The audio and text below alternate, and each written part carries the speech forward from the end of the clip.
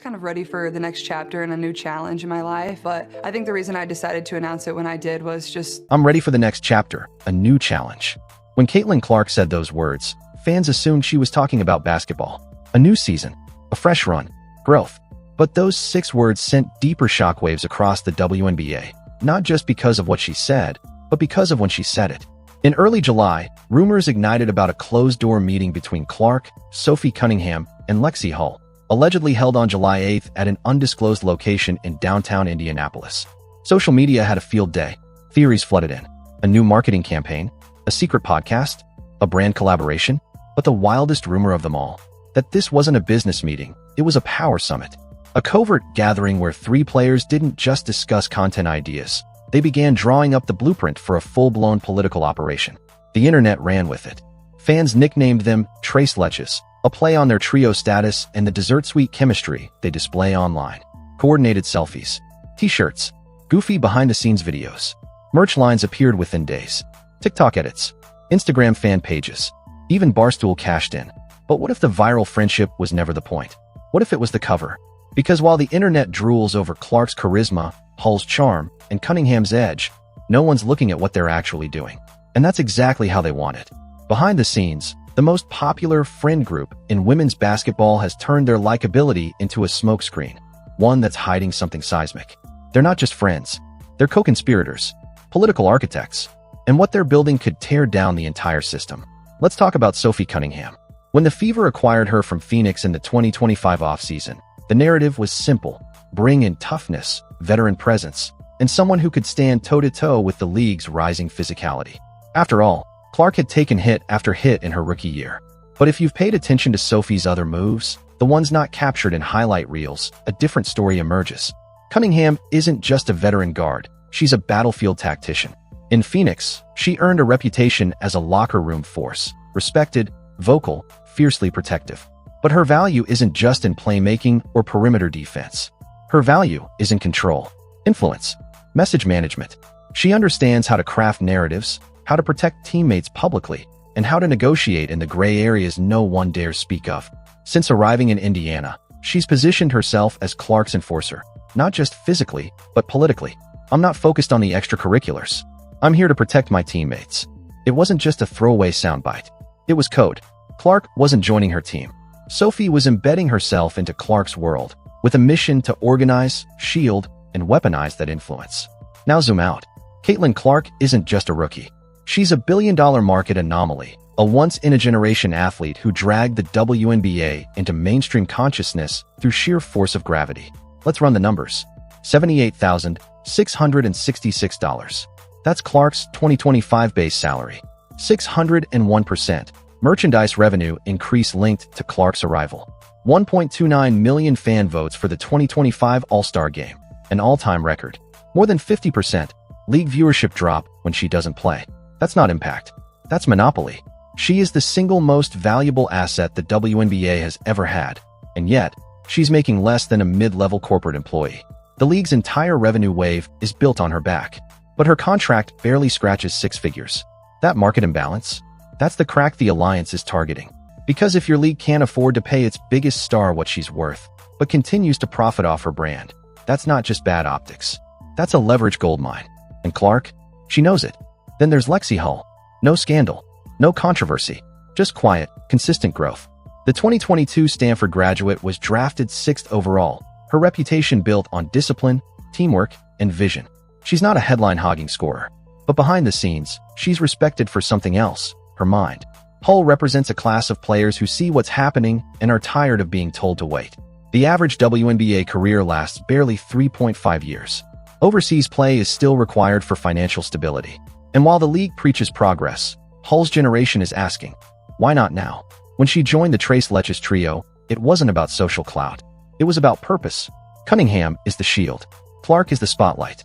Hull, she's the signal to the rest of the league that this isn't a vanity project. It's an uprising with roots in every locker room. To understand why this matters, you have to go back to one moment.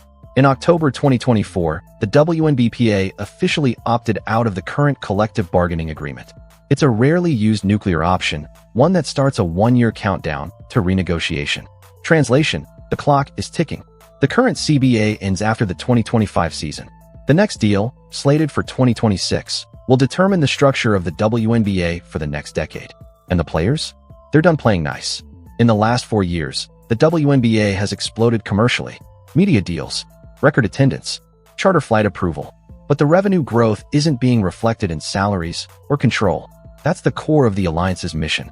They don't just want more money. They want power.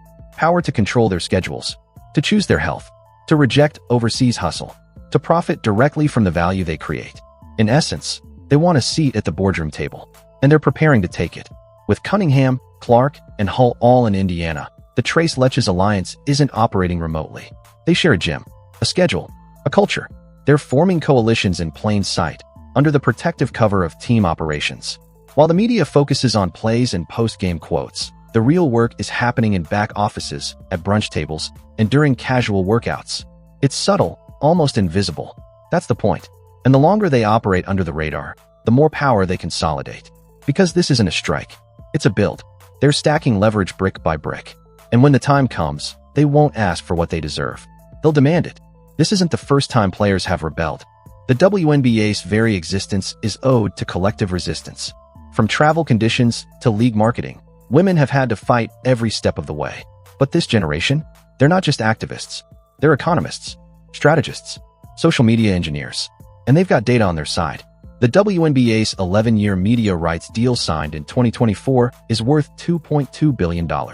That's nearly a 37x increase from the previous $60 million annual contract. Franchise valuations have tripled since 2023. The Fever alone jumped 273% in value after drafting Clark. There are no more excuses. The money is real. The inequality is visible. And the stars are finally positioned to strike. The Trace Leches Alliance isn't asking for bonuses. They're not begging for sponsorship crumbs. They want systemic restructuring. Here's what's on their silent wish list. Revenue sharing. Tie salaries to league revenue.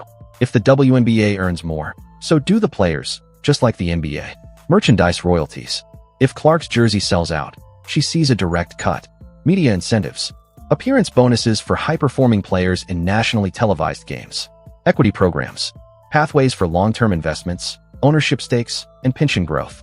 It's radical by WNBA standards.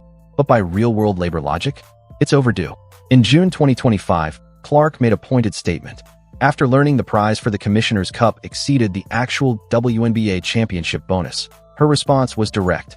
Someone tell Kathy to help us out. That wasn't a joke. That was a warning. A public nudge from the league's biggest asset. A way of saying, we're watching.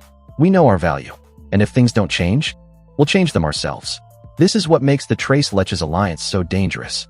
They aren't just popular. They're organized. Here's the real fear for WNBA executives. This alliance doesn't need a union vote to disrupt the system. All they need is momentum. And Caitlin Clark is momentum incarnate. If she walks out, fans leave with her. Viewership tanks. Merch stalls. Sponsors panic. If she speaks out, media pressure floods the league. Headlines turn political. Executives lose control of the message. And if she aligns that pressure with the voice of a seasoned veteran and a rising player advocate, you've got a revolution. Not in theory, in motion. So where does that leave us? 3 players. 1 team. Dozens of cameras watching their every move. And somehow, still missing the real story. What looks like a cheerful trio is actually a calculated campaign to rebalance the entire WNBA power structure. They're using popularity as a weapon, friendship as a shield, and timing as a trigger.